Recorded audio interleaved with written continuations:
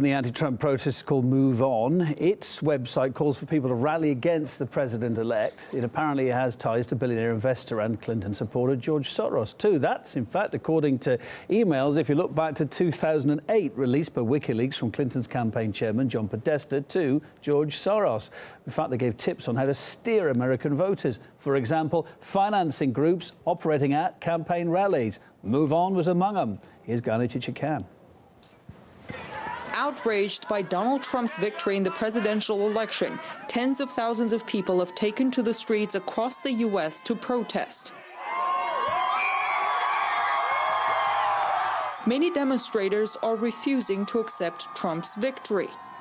It looks like advocacy groups played a hand in organizing the seemingly spontaneous protests. Among them, an organization called Move On, which is funded by George Soros, a Hillary Clinton supporter and billionaire. The day after Trump was elected, the group sent out a press release saying, "Within 2 hours of the call to action, Move On members had created more than 200 gatherings nationwide, with the number continuing to grow on Wednesday afternoon." The presidential campaign showed there is no love lost between Donald Trump and George Soros, who was one of Hillary Clinton's top donors. You are in a position where you're being attacked by Move On and these other very well organized radical left groups. You know it, your security knows it, Secret Service knows it. That's going to continue. Do you have a plan on how you're going to handle that? Well, it is going to continue because the last person they want to face, the Democrats want to face, is me. And the last person Hillary Clinton wants to face is me.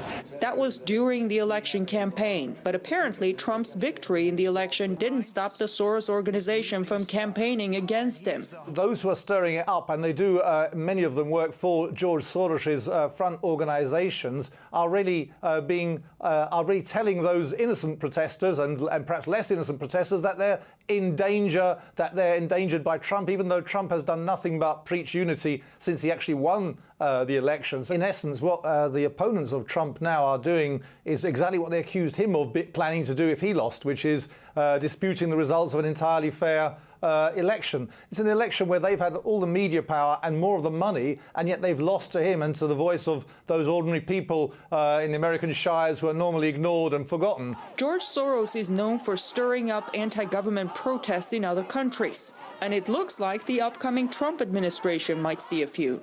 The Soros organization went beyond protesting. Move On released a petition calling to change the U.S. Constitution and get rid of the Electoral College, which gave Trump his victory. There are now some apparently well-funded attempts to undermine Trump's victory in the election. The irony is that many Clinton backers who are now slamming America's electoral system were praising it and scolding anyone who criticized it just days before the vote. In Washington,